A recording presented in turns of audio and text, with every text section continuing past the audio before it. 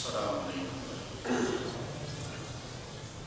نحمده ونصلي ونسلم على رسوله الكريم اما بعد فاعوذ بالله من الشيطان الرجيم بسم الله الرحمن الرحيم وبالوالدين إحسانا صدق الله العلي العظيم وبلغنا رسوله النبي الكريم ونحن على ذلك من الشاهدين والشاكرين والحمد لله رب العالمين إن الله وملائكته يصلون على النبي يا أيها الذين آمنوا صلوا عليه وسلموا تسليما اللهم صل على سيدنا ومولانا محمد وعلى كل ذرة مئة ألف مرة كلما ذكر الذاكرون وكلما غفل عن ذكره الغافلون سبحان ربك رب العزة عما يصفون وسلام على المرسلين والحمد لله رب العالمين. ہفتہ وار درس قرآن و حدیث کے سلسلہ میں ہر بدھ کو عشاء کی نماز کے بعد اوقاف ابو دیبی کی طرف سے یہاں قرآن کریم کی ایک آیت یا کسی حدیث شریف کا درس ہوا کرے گا. اس کے علاوہ اگر کسی دوست کو کوئی مسئلہ پیش ہو تو اوقاف کا فری نمبر ہے صبح 8 سے شام 8 بجے تک، اس کو نوٹ کر لیں اور اپنے مسائل وہاں سے پوچھیں. 3 زبانوں میں وہاں مسائل کا جواب دیا جاتا ہے گورنمنٹ کی طرف سے، عربی، انگلش اور اردو. 800242 یہ نمبر ہے اوقاف کا. سوائے چھٹی کے دن کے جمعہ اور ہفتہ کے اتوار سے لے کے جمعرات تک صبح 8 سے شام 8 بجے تک یہ نمبر کھلا رہتا ہے. آپ کسی وقت بھی اپنے کسی بھی مسئلہ کے سلسلہ میں رجوع کر سکتے. آج کے درس پاک میں جو میں نے آیت کریمہ تلاوت کرنے کا شرف حاصل کیا ہے، اور رب کریم نے ارشاد فرمایا وَبِالْوَالِدَيْنِ إِحْسَانًا، اور اپنے والدین کے ساتھ حسن سلوک سے پیش آیا جائے. رب کریم نے اپنی مخلوق کے اوپر اپنے رسولوں کے اور امت محمدیہ پہ حضور نبی کریم صلی اللہ تعالی علیہ وسلم کے اور انسانوں پر حقوق رکھے. ہر مسلمان کے دوسرے مسلمان پر حقوق ہیں، ہر بھائی کے دوسرے بھائی پر حقوق ہیں، ہر ہمسائے کے دوسرے ہمسائے پر حقوق ہیں. اور اللہ کے رسول جل جلالہ و صلی اللہ علیہ وسلم کے بعد سب سے زیادہ جس کا حق رکھا گیا وہ والدین ہیں. والدین چونکہ انسان کے اس دنیا میں آنے کا سبب بنتے ہیں، اس لیے ان کے احسان بھی زیادہ ہیں. اور ویسے بھی حدیث مصطفیٰ صلی اللہ تعالی علیہ وسلم ہے من لم یشکر الناس لم یشکر اللہ، جو بندوں کا شکر ادا نہیں کرتا وہ اللہ کا بھی شکر ادا نہیں کر سکتا.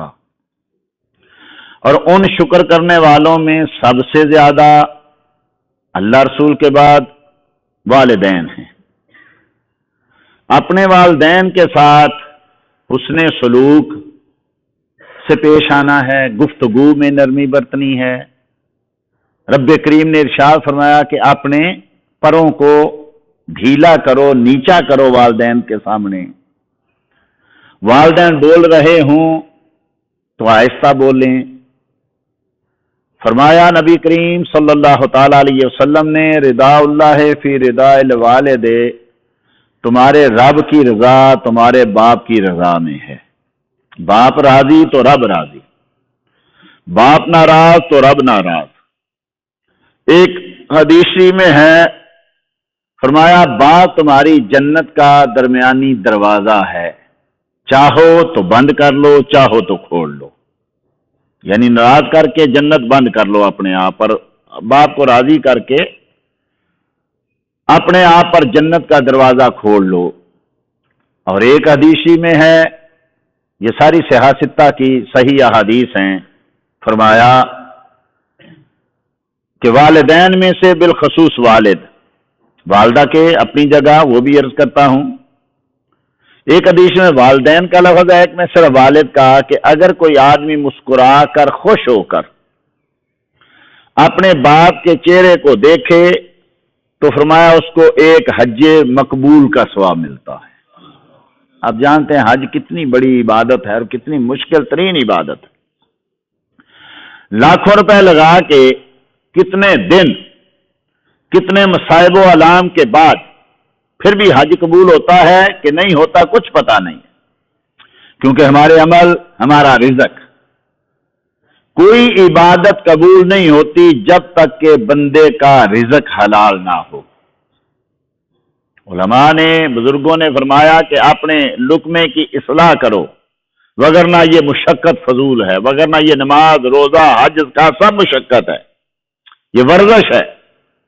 جب تک کہ لقمے کی اصلاح نہ ہو، روزی کی اصلاح نہ ہو، رزق کی اصلاح نہ ہو، رزق حلال نہیں ہے تو کوئی عبادت قبول نہیں ہے. اب حج بھی کرتے ہیں ہم، اور حج میں آپ جانتے ہیں کہ لوگوں نے آج کل حج کو ایک عزت کا ذریعہ بنایا ہوا ہے معاشرے میں. 10 حج، 20 حج، 30 حج. سارا سال امت محمدیہ کی جیبیں کاٹتے ہیں، ناجائز منافع لیتے ہیں، غریبوں کے اوپر ظلم و ستم کرتے ہیں، اپنی فیکٹری اور کارخانوں کے مزدوروں کی تنخواہیں نہیں دیتے، اور پھر سال کے بعد حج کرنے چلے جاتے ہیں، سمجھتے ہیں کہ ہم نے سارے سال کے گناہ معاف کروا لیے. یہ دھوکہ ہے اپنے آپ سے. رب کریم سے کون دھوکہ کر سکتا ہے؟ اب اتنی محنت کی اور رزق حلال کا نہیں تو حج گیا، اتنی محنت کی اور وہاں جا کے نظر کی پابندی نہیں کی، کیونکہ حج تو ایسا ہے، خوبصورت نوجوان عورتیں ننگے چہرے کے ساتھ سامنے موجود ہوتی ہیں. اب وہاں اپنی نظر کو سنبھالنا، اپنے دل کو سنبھالنا بہت بڑا امتحان ہوتا ہے. اس کے بعد پھر وہ جو مصائب ہیں، پورا دن چلنا، پھر محنت کرنا، یہ 1 مہینے کے بعد آدمی لوٹے، اتنا کچھ کرنے کے بعد، بیوی بچوں سے دور رہنے کے بعد، اور پلے کچھ بھی نہ پڑے. کتنے حاجی، اگر یہ ہر سال 50 لاکھ حاجیوں کے حج قبول ہوں تو کیا امت کی یہی حالت ہو جو آج ہماری ہے؟ اس کے آگے کیا ہے؟ کعبے کے آگے ہمارے لیے کیا ہے؟ میدان عرفات کے بعد بھی کوئی دن آئے گا؟ کعبے کے بعد بھی کوئی ہماری عزت کے لیے کوئی مقام ہوگا؟ وہاں جا کر کعبے کے غلاف کو پکڑ کے لاکھوں لوگ رو رہے ہیں، توبہ کر رہے ہیں، لیکن 1 انچ تو دور کی بات ہے کہ ناخن برابر بھی امت محمدیہ کی عزتوں میں اضافہ نہیں ہوتا آج کے بعد. کیوں؟ اس لیے کہ ہم نے عبادات کو رسم و رواج بنا لیا. اتنا کچھ کرنے کے بعد واپس آئے تو جیسے گئے تھے ویسے ہی چل پھر کے آ گئے. دکھلاوا، ریا، تکبر، غرور. حضرت سیدنا امام حسن بصری رضی اللہ تعالیٰ عنہ کے بارے میں کتابوں میں لکھا، آپ کسی کے گھر مہمان بن کے گئے اور میزبان نے اپنے غلام سے کہا کہ وہ برتن لاؤ، آج امام المسلمین آئے ہیں، ان کو کھانا کھلائے، وہ برتن لاؤ جو دوسرے حج پر میں لے کے آیا تھا. تو امام حسن بصری نے کہا، تو نے ایک بات میں 2 حج ضائع کر دیے، صرف ایک کلام میں 2 حج ضائع کر دیے. تو بتانا چاہتا ہے کہ میں نے 2 حج کیے؟ حج تو نے اللہ کے لیے کیے. یہ کہنا کہ وہ برتن لاؤ جو دوسرے حج سے میں لے کے آیا، اس کا مطلب یہ ہے کہ تو اس پہ فخر کر رہا ہے کہ میں نے 2 حج کی اور وہاں سے میں لے کے آیا. ہمارے حاجی نام کے ساتھ حاجی تو کیا الحاج لکھا ہوتا ہے. تو حج ایسے نہیں ہوتا. حج وہ ہے کہ ایک آدمی جائے تو واپس آئے تو اس کی زندگی بدل چکی ہو. ہم نے دیکھا، آپ نے بھی دیکھا ہوگا، ہم بچپن میں دیکھتے تھے، پورے گاؤں میں ایک حاجی ہوتا تھا، پورے محلے میں ایک حاجی ہوتا تھا. جدھر سے جاتا تھا عورتیں اپنے سروں پہ دوپٹے لے لیتی تھی، حاجی صاحب آ رہے ہیں. لوگ اٹھ کے کھڑے ہو جاتے تھے, حاجی صاحب آ رہے ہیں. لوگ عزت کرتے تھے اور لوگ اس کے فیصلے کا احترام کرتے تھے. حاجی صاحب ہیں, جھوٹ نہیں بولیں گے, یہ فیصلہ سچا کریں گے. لیکن آج ایک ایک گھر میں 5 حاجی ہیں, لیکن گھر کی حالت کیا ہے؟ اتنی محنت کے بعد تمہارے پلے کچھ نہیں پڑا. آؤ, مصطفیٰ نے کہا میں تمہیں گھر میں بیٹھے روز کے سینکڑوں حج کروا دیتا ہوں. مسکرا کے ایک بار خوشی سے اپنے باپ کے چہرے کو دیکھو, تمہیں ایک حج کا ثواب مل جائے گا, مقبول حج کا. عرض کی آقا ہم تو کئی بار دیکھتے ہیں. کریم آقا نے ارشاد ہو اللہ اکبر و اعظم منہ, اللہ اس سے بہت بلند اور بہت بڑا ہے. تم دیکھتے دیکھتے تھک جاؤ گے, رب ثواب دیتا نہیں تھکے گا. بار بار دیکھو.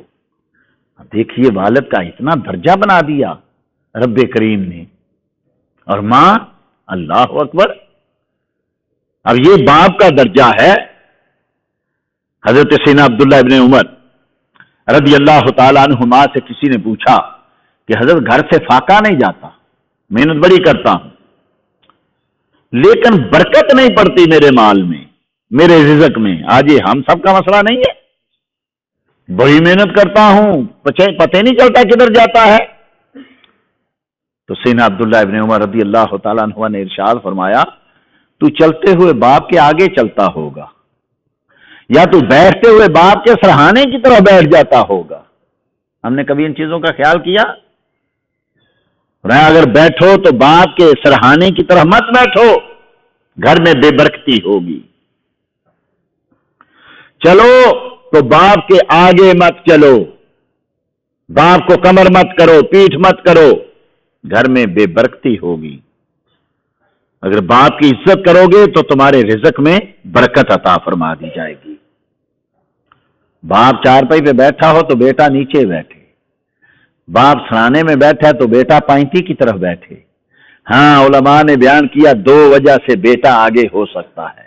ایک یہ کہ بیٹا عالم ہے, وہ نماز پڑھا رہا ہے, باپ پیچھے نماز پڑھ رہا ہے, جائز ہے. یا بیٹا باپ بوڑھا ہو گیا اور وہ بیٹے کے کندھے پہ ہاتھ رکھ کے چل رہا ہے, بیٹا آگے چل رہا ہے, باپ پیچھے, جائز ہے. لیکن اس کے علاوہ باپ پیچھے ہو بیٹا آگے ہو, یہ بے برکتی کی دلیل ہے, یہ بے ادبی کی دلیل ہے. باپ بول رہا ہو تو آہستہ بولیے.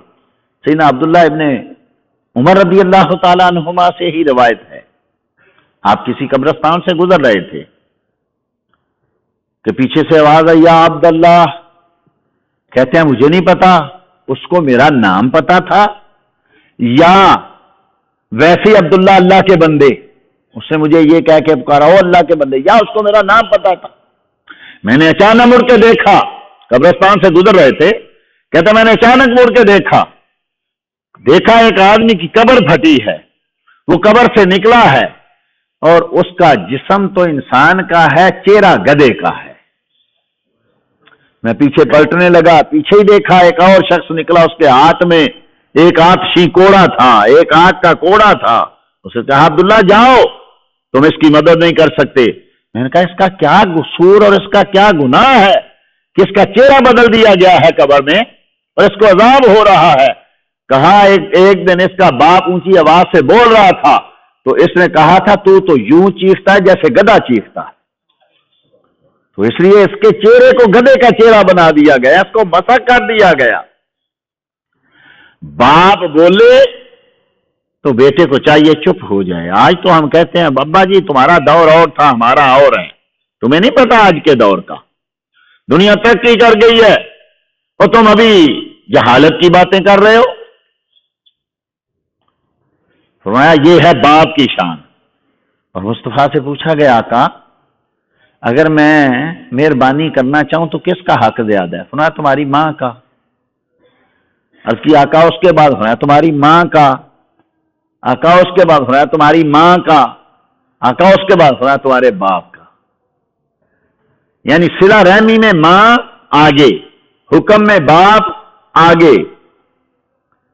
جب حکم ہو دونوں طرف سے تو حکم باپ کا, صلہ رحمی میں حکم ماں کا، ادب زیادہ ماں کا۔ اب جس باپ کی اتنی شان ہے تو ماں جس کے بارے میں مصطفیٰ کریم صلی اللہ علیہ وسلم نے 3 بار ارشاد فرمایا، اس ماں کی کتنی شان ہوگی۔ ارشاد ہوا، فرمایا الجنت تحت اقدام الامہات، جنت تمہاری ماؤں کے قدموں کے نیچے ہے۔ ماں خوش تو جنت مل گئی، قدموں سے نیچے کیا مراد ہے؟ ماں کی اطاعت کرنا، ماں کی بات ماننا، ماں جو کہے اس پہ چلنا، ماں کا کبھی دل نہ دکھانا۔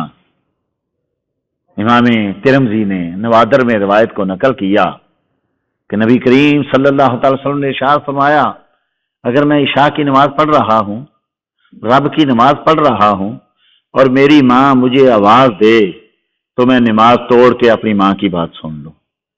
بخاری کی حدیث ہے، مصطفیٰ کریم صلی اللہ علیہ وسلم نے فرمایا لو کان جریج فقیہن، اگر جریج فقیہ ہوتا، جریج رب کا ولی ہے، بنی اسرائیل کا بڑا نیک آدمی ہے، لیکن مصطفیٰ کریم نے ارشاد اگر وہ فقیہ ہوتا، اگر مسائل کو جانتا ہوتا تو اس کے اوپر یہ مسئلہ نہ بنتا۔ گاؤں کے باہر گرجا تھا جہاں وہ رب کی عبادت کرتا تھا، لوگ اس کو رب کا ولی مانتے تھے، ادب کرتے تھے، احترام کرتے تھے۔ ایک دن کیا ہوا کہ وہ رب کی عبادت کر رہا ہے، نفل پڑھ رہا ہے، نماز پڑھ رہا ہے، اس کی ماں آئی اور اس نے باہر آ کے آواز دی، یا جریج، اے جریج۔ حضرت جریج کے دل میں خیال آیا، اللہم صلاتک و امی، باری تعالیٰ تیری نماز اور میری ماں۔ پھر دل میں خیال ہے، اچھا میں ابھی جلدی سے سلام پھیر کے ماں کی بات سنتا ہوں۔ اتنی دیر میں ماں واپس جا چکی تھی، جب سلام پھیرا تو ماں واپس جا چکی۔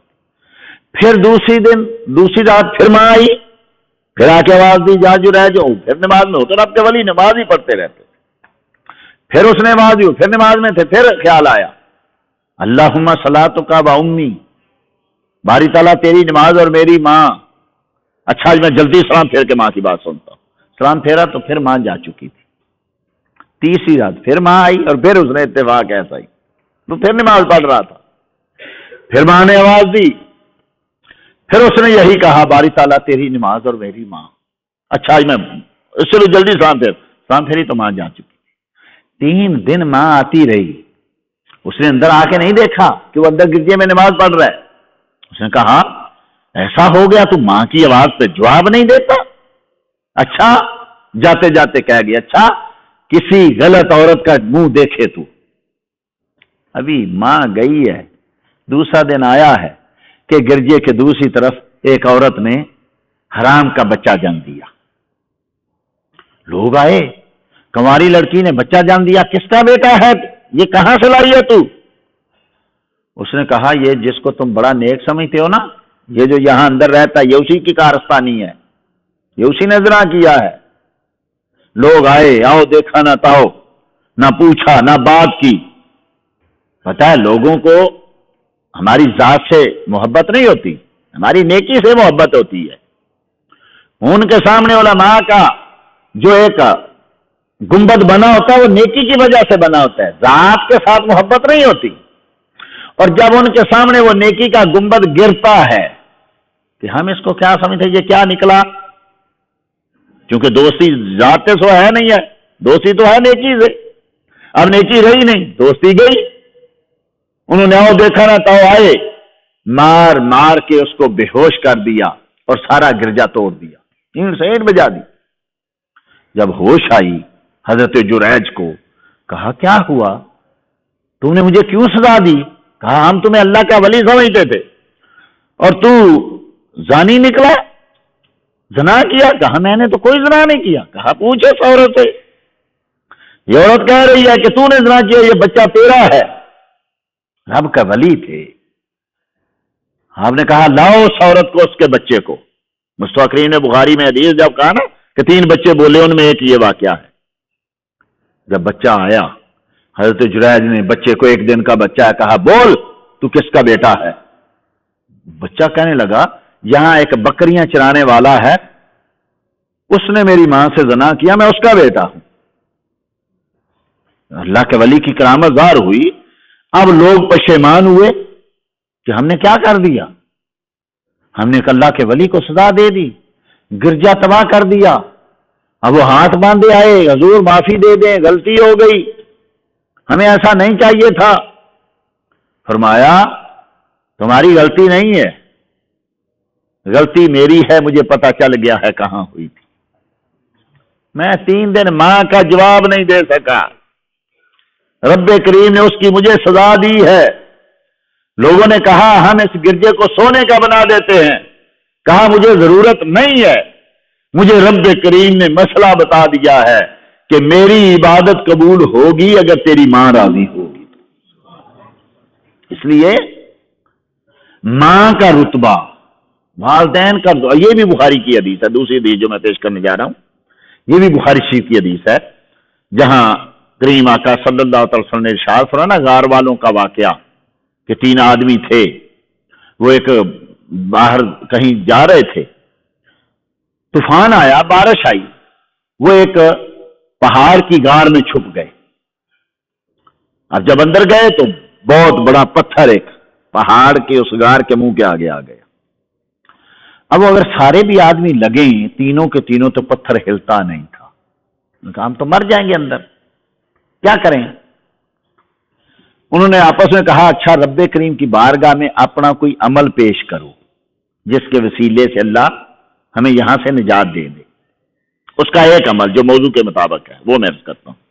ان میں سے ایک آدمی نے عرض کی باری تعالیٰ تو جانتا ہے میں ایک مزدور آدمی ہوں, میں سارا دن مزدوری کرتا ہوں, جنگل سے لکڑیاں چنتا ہوں, پھر شام کو آ کے بازار میں بیچتا ہوں, پھر اس سے جو کچھ مجھے ملتا ہے میں اس سے بیوی بچوں کے لیے کھانا خریدتا ہوں, دودھ خریدتا ہوں, لیکن میں سب سے پہلے اپنے والدین کو کھانا کھلاتا ہوں. میرے بوڑھے والدین ہیں, وہ کام نہیں کر سکتے, بہت ضعیف ہیں. میں سب سے پہلے ان کو دودھ پلاتا ہوں, ان کو کھانا کھلاتا ہوں, پھر بچے تو اپنی اولاد کو دیتا ہوں. ایک دن میں لیٹ ہو گیا, دیر ہو گئی مجھے. جب میں گھر آیا سودا لے کے تو میرے والدین سو چکے تھے. اب میں نے کہا اگر ان کو جگاتا ہوں تو کچی نیند ہے, ان کو تکلیف ہوگی, اور بچے بھوک سے بلک رہے تھے. ہم تو کہتے ہیں نا کیا کریں, میری اپنی اولاد ہے, میں نے ٹھیکہ لیا ہوا ہے ان کو پالنے کا, وہ دوسرے بھائی کے پاس کیوں نہیں جاتے. ہم تو تقسیم کرتے ہیں, 4 دن میرے پاس رہیں گے, 4 دن تیرے پاس رہیں گے. ماں میرے پاس رہے گی, باپ تیرے پاس رہے گا. میں نے اکیلے نے ٹھیکہ نہیں اٹھایا ہوا, میں اپنے بچوں کو پالوں یا ان کو کچھ کھلاؤں. اس آدمی نے عرض کیا باری تعالیٰ تو جانتا ہے, میں آیا تو میرے دونوں والدین, بوڑھے والدین سو چکے تھے, میرے بچے بھوک سے بلک رہے تھے. میں نے دودھ کے دونوں پیالے دونوں ہاتھوں پہ رکھے اور والدین کے سہانے کھڑا ہو گیا, جگا نہیں رہا کہ کچی نیند ہے تکلیف ہوگی. میں ساری رات دونوں پیالے اپنے دونوں ہاتھوں پہ رکھ کے کھڑا رہا. بچے میرے بھوک سے بلکتے رہے, میری ٹانگوں کے ساتھ لپٹتے لپٹتے سو گئے.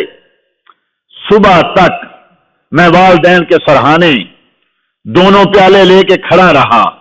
جب صبح میرے والدین جاگے تو میں نے ان کو دودھ پلا کے بعد میں بچوں کو کچھ کھانے کو دیا. باری تعالیٰ اگر تجھے میرا یہ عمل پسند ہے تو ہمیں یہاں سے نجات دے دے. تو پتھر ہٹ گیا, رب کریم نے ان کو نجات دے دی. یہ بخاری شریف میں ہے. وبالوالدین احسانا, اپنے والدین کے ساتھ حسن سلوک کرو. اپنے والدین کے ساتھ یوں ہو جاؤ جیسے مردہ بدست زندہ ہوتا ہے. اور اگر تمہاری دنیا بگاڑ دیں, اگر تمہیں تکلیف دیں, لا تقل لہما اف ولا تنہرہما, اف تک نہیں کہنا, یہ کیا کر دیا, اوہ یہ کیا کر دیا, یہ تک نہیں کہنا. جھڑکنا نہیں ہے, اونچی آواز میں بولنا نہیں ہے. وَقُلْ لَهُمَا قَوْلًا كَرِيمًا, ان سے جب بھی کہنا ہے حلیمی سے اچھی بات کرنی ہے, اچھے طریقے سے بولنا ہے. آج اگر ہم کسی سے نہیں پوچھتے، اپنے اپنے گریبان میں منہ ڈالیں، اپنے آپ میں دیکھیں ہماری حالت کیا ہے۔ حضرت سیدنا ابراہیم خلیل اللہ علیہ الصلوۃ والتسلیم، آپ کو پتا ہے فلسطین میں رہتے تھے حضرت سارہ کے ساتھ، اور حضرت ہاجرہ اور حضرت اسماعیل مکہ میں رہتے تھے۔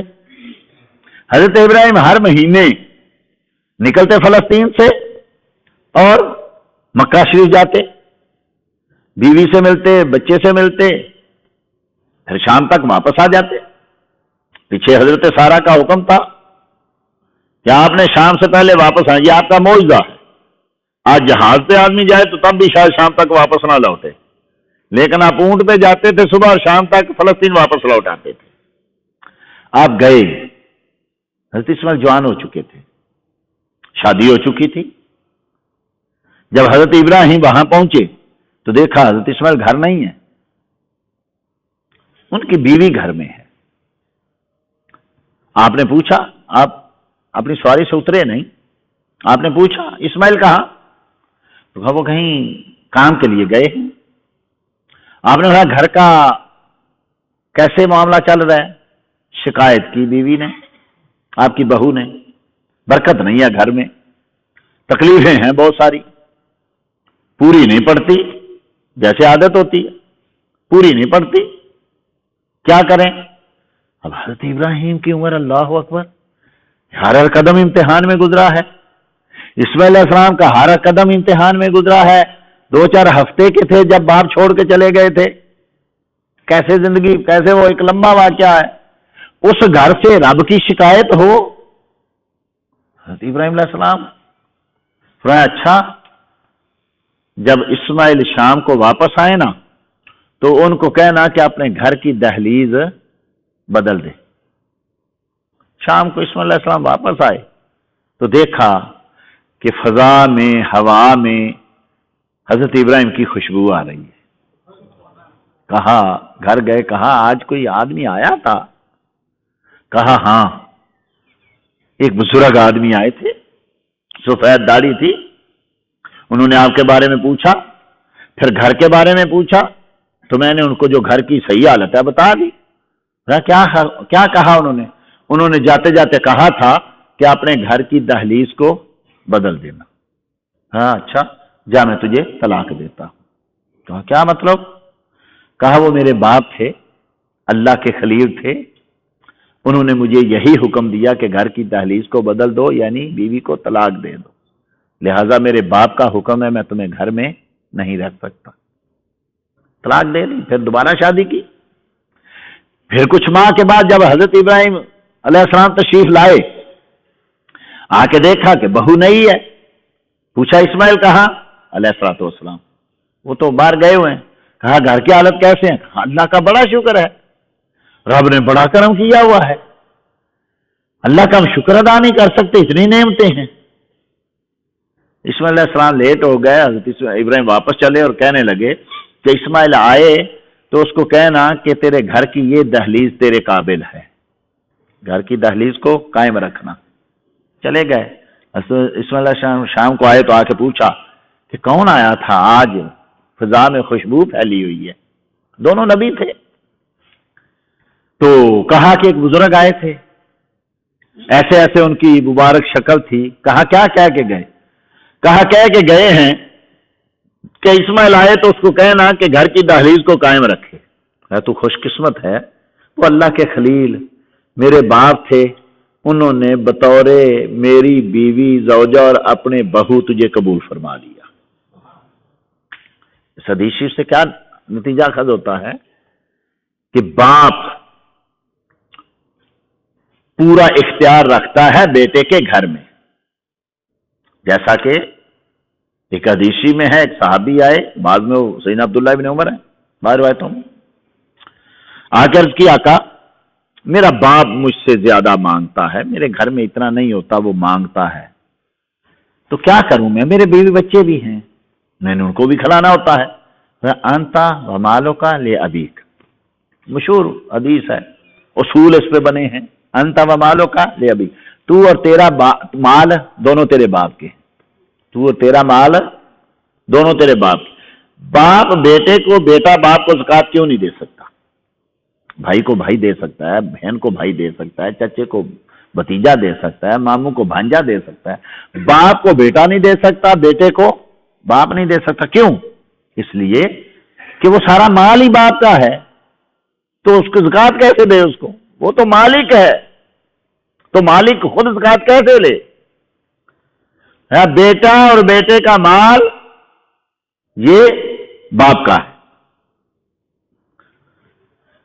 جو بھی کمائی کرے خود بیٹا بھی، حتیٰ کہ جیسا حدیثی میں آیا نا، مسلم شریف کی حدیث ہے، اذا مات الانسان انقطع عملہ، جب انسان فوت ہوتا ہے تو اس کے عمل منقطع ہو جاتے ہیں، الا من ثلاث، مگر 3 عمل. ان 3 عملوں میں کیا ہے؟ ولد صالح، اس کا نیک بیٹا. اب اس حدیث کو کچھ لوگ سمجھ نہیں پائے، انہوں نے کہا کہ شاید بیٹے کے سوا کوئی صالح ثواب نہیں کر سکتا. یہ نہیں مسئلہ. ان کا عمل لہو کہا، ان کا عمل لہو نہیں کہا، اس کے لیے عمل ختم ہو گیا یہ نہیں کہا، اس کا عمل ختم ہو گیا. لیکن 3 عمل جاری رہتے ہیں. ان میں ایک عمل وہ کہ اس کا نیک بیٹا ہو، وہ نیکی کرے تو اس کا ثواب آپ کو پہنچے گا، بیٹا کہے یا نہ کہے. یہ فرق یاد رکھنا. بیٹے نے نفل پڑھے، بیٹے نے صدقہ کیا، بیٹے نے فرض پڑھے، بیٹے نے حج کیا، بیٹے نے عمرہ کیا، بیٹے نے کچھ بھی نیک کام کیا، اس کو کہنے کی ضرورت نہیں کہ باری تعالیٰ اس کا ثواب میرے باپ کو دے. اس کو کہنے کی ضرورت، کہے تو ٹھیک ہے، کہنے کی ضرورت نہیں. اس کا ثواب آٹومیٹکلی اس کے باپ کو پہنچ جائے گا، کیونکہ وہ اس کی کمائی ہے، بیٹا اس کی کمائی ہے. ہاں، میں کسی کے لیے اگر نیک کام کروں تو مجھے کہنا پڑے گا باری تعالیٰ میرے اس نیک کام کا عمل فلاں کو پہنچا دے. میں نہیں کہوں گا تو نہیں پہنچے گا، میں کہوں گا تو. لیکن بیٹے کو کہنے کی ضرورت نہیں، وہ اس کی کمائی ہے. آٹومیٹکلی جب وہ نیک کام کرے گا تو اس کے باپ کو پہنچ جائے گا. اس لیے کہ بیٹا باپ کی کمائی اور باپ کی بیٹے کی کمائی باپ کی کمائی. دوسری حدیث جو میں کرنے جا رہا تھا بخاری کی ہے اور مشہور واقعہ ہے. حضرت عبداللہ بن عمر رضی اللہ تعالیٰ عنہما ہی مصطفیٰ کریم کی بارگاہ میں حاضر ہوئے اور عرض کی، یا رسول اللہ، میں نے شادی کی ہے، بیوی اچھی ہے، مجھ سے پیار کرتی، میں اس سے پیار کرتا ہوں، خوبصورت بھی ہے، لیکن میرا باپ کہتا ہے اس کو طلاق دے دو، تو میں کیا کروں؟ تو مصطفیٰ کریم صلی اللہ تعالی وسلم نے ارشاد فرمایا کہ ایسی بیوی کو تو گھر میں کیسے رکھ سکتا ہے جس کو تیرا باپ پسند نہ کرے؟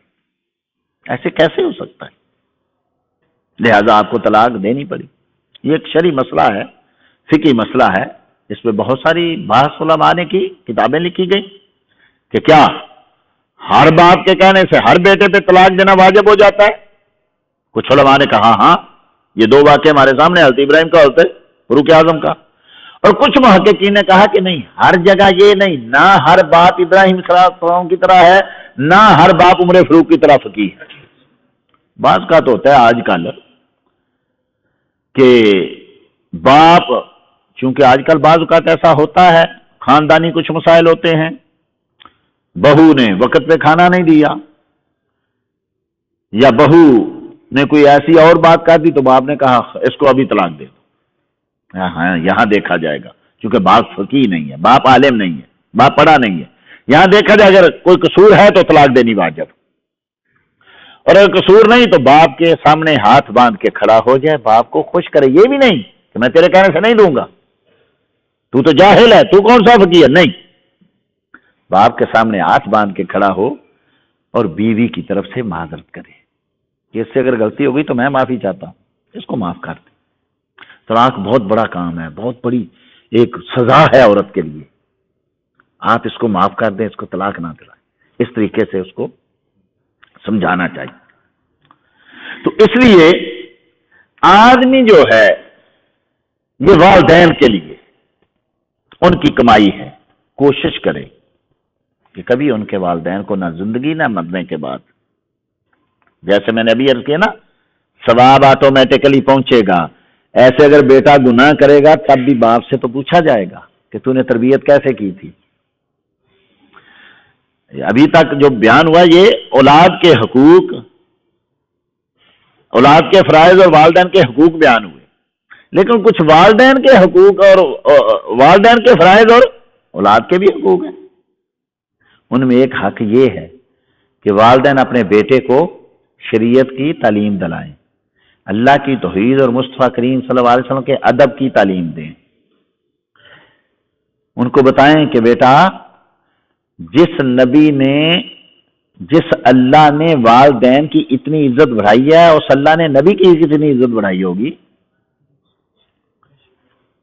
ایک کتابوں میں ایک حکایت لکھی ہے، ایک نوجوان ایک بوڑھی عورت کو کھینچے جا رہا تھا، اس کی زبان باہر نکلی ہوئی تھی، پسینے سے شرابور تھی، بوڑھی تھی، تھکی ہوئی تھی، لیکن بیٹا نوجوان تھا، نوجوان کھینچتا جا۔ کسی نے پوچھا اس کو کہاں لے جا رہے ہو؟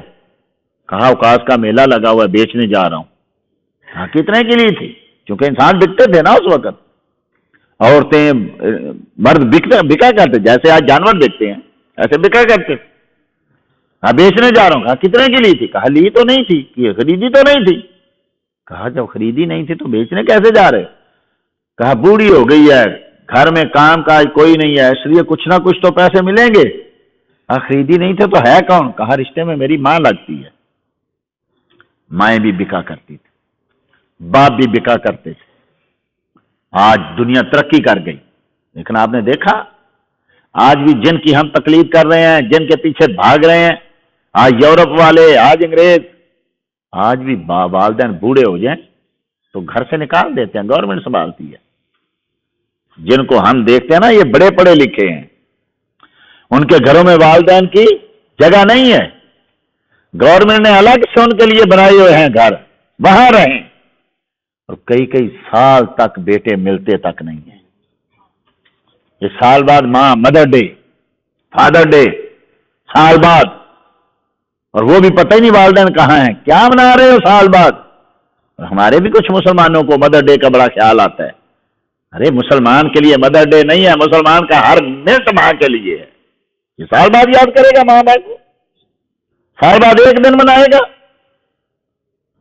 یہ بھی حضرت حسن بصری سے روایت ہے، حج کر رہے تھے، طواف کر رہے تھے، کسی آدمی کوئی ساتھ آدمی تھا نوجوان، وہ بھی حج کر رہا تھا، طواف کر رہا تھا، اس نے ایک بوڑھی ماں کو اپنے کندھوں پہ اٹھایا ہوا تھا۔ اس نے دیکھا حضرت حسن بصری ساتھ ہیں، کہا حضور 7واں حج ہے، ہر سال ماں کو کوفے سے اپنے کندھوں پہ بٹھاتا ہوں اور حج کرنے آتا ہوں، حج کراتا ہوں، 7واں حج ہے، کیا میں نے حق ادا کر دیا؟ نہیں، تو نے ماں کی ایک رات کا بھی حق ادا نہیں کیا۔ ماں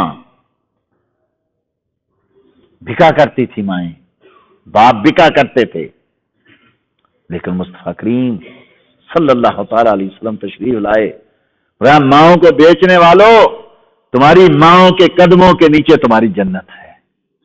باپوں کو دھکے دینے والوں، ان کا چہرہ دیکھنا تمہارے لیے حج کا ثواب ہے، عبادت ہے۔ تو اس لیے میرے بھائیوں، وقت جو ہے وہ کافی ہو چکا، ہمیں صرف باتیں کرنی نہیں ہیں، صرف سننی نہیں ہے، مومن کی زندگی عمل سے ہوتی ہے۔ اپنے والدین کو خوش کرنے کی کوشش کریں، تمہارے والدین خوش ہو گئے، تمہارا رب اور تمہارے رب کا رسول خوش ہو جائے گا۔ والدین نیک ہوں تو رب کریم کا وعدہ ہے، والدین نیک ہوں، اگر اولاد سے کمی بھی ہو جائے گی تو رب کریم فرماتا ہے ہم ان کو والدین کے ساتھ جنت میں ملا دیں گے۔ اور اگر اولاد نیک ہو، والدین میں کمی کوتاہی ہو تو رب کریم کرم کرے گا۔ اسی لیے تو مصطفیٰ کریم نے کہا نا، چھوٹا بچہ، ایک روایت میں ابن ماجہ کی روایت تو ہے کہ جو حمل گر جائے، وہ بھی جو گر جاتا ہے نا، حمل بچہ پیدا نہیں ہوتا، ناقص گر جاتا ہے، وہ بھی قیامت کے دن اپنے والدین کی شفاعت کرے گا، روئے گا۔ رب کہے گا اس کو چپ کراؤ، فرشتوں کو کہے گا اس کو چپ کراؤ، بچہ رو رہا ہے۔ فرشتے عرض کریں گے باری تعالیٰ نہیں چپ ہوتا، کیا کہتا ہے؟ کہتا ہے ماں کے پاس جانا ہے۔ بچہ یہاں بھی روتا ہے نا، تو ماں کے بغیر چپ نہیں ہوتا. یہ کہتا ہے ماں کے پاس جانا ہے. ماں کدھر ہے؟ ماں تو جہنم میں ہے. جاؤ اس کو چپ کراؤ، اس کی ماں کو جہنم سے نکالو، جنت دے دو. کتنا کریم رب ہے ہمارا. اس لیے اپنے والدین کو خوش رکھیں. انشاءاللہ دیگر جو بھائیوں کے دیگر جو حقوق ہیں دیگر مسلمانوں کے، انشاءاللہ اللہ نے توفیق عطا فرمائی تو آئندہ بدھ کو عشاء کے بعد اسی وقت بیان کرنے کی کوشش کی جائے گی. وما علیہ الا البلاغ المبین. اللہم صلی علی سیدنا مولانا محمد وعلی آل سیدنا مولانا محمد کما صلیت علی سیدنا مولانا ابراہیم وعلی آل سیدنا مولانا ابراہیم فی العالمین انک حمید مجید. اللہم ربنا آتنا فی الدنیا حسنہ وفی الآخرۃ حسنہ وقنا عذاب النار وادخلنا الجنۃ مع الابرار یا عزیز یا غفار یا رب العالمین. اللہم ربنا تقبل منا فإنک انت السمیع العلیم وتب علینا انک انت التواب الرحیم. باری تعالیٰ جو کچھ یہاں کہا گیا، بتایا گیا، سنا گیا، اس پر عمل کرنے کی توفیق عطا فرما. ہماری آنکھوں کو حیا، دل کو اپنا خوف عطا فرما. نفع شیطان مال اولاد عورت کے شر سے محفوظ فرما. ہماری اولادوں کو عالم دین، حافظ قرآن اور عاشق مصطفیٰ بننے کی توفیق عطا فرما. ہم سے وہ کام لے لے جس سے تو اور تیرا محبوب راضی ہو جائے. باری تعالیٰ جن کے والدین زندہ ہیں ان کو صحت و زندگی عطا فرما. جن کے فوت ہو گئے جنت الفردوس میں ان کو جگہ عطا فرما. بیماروں کو شفا کاملہ عاجلہ عطا فرما. بے روزگاروں کو روزگار عطا فرما. باری تعالیٰ بہت سارے دوست احباب اولاد رینا کے طالب ہیں، سب کو اولاد رینا عطا فرما. بہت سارے دوست دعاؤں کے لیے کہتے ہیں، ہم بھول جاتے ہیں، تو بھولنے سے پاک ہے. باری تعالیٰ سب کی جھولیاں مرادوں سے بھر. باری تعالیٰ امت مسلمہ اس وقت زخم ہے، امت مسلمہ کے زخموں کی آبیاری فرما. ان کی مرہم عطا فرما دے. اپنے پیارے محبوب کے ہر پریشان حال امتی کی پریشانی دور فرما دے. جن کی بچیاں اور بچے جوان ہیں ان کو نیک اور صالح رشتے عطا فرما دے. جو بے گناہ قید ہیں ان کو رہائی عطا فرما دے. جن پہ غلط مقدمات ہیں ان کو چھٹکارا عطا فرما دے. ربنا ظلمنا انفسنا وان لم تغفر لنا وترحمنا لنكونن من الخاسرین. سبحان ربک رب العزت عما یصفون وسلام علی المرسلین والحمد للہ رب العالمین. بحق لا الہ الا اللہ محمد رسول